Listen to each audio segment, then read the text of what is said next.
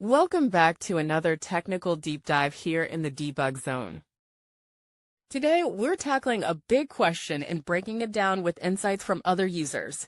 Hopefully this clears up some misconceptions and helps you get the answer you need. So buckle up, stay a little curious, and let's jump right in.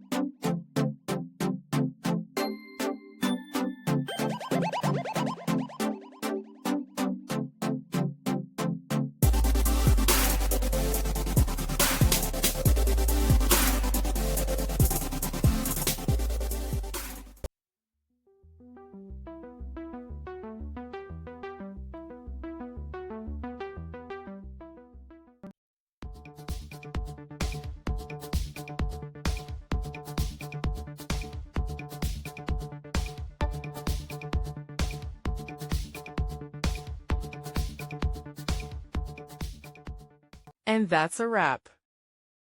I hope you found the answer you were looking for. If you did, take a second to hit that subscribe button. It really helps out. And let me know in the comments which solution worked best for you. See you next time in the debug zone.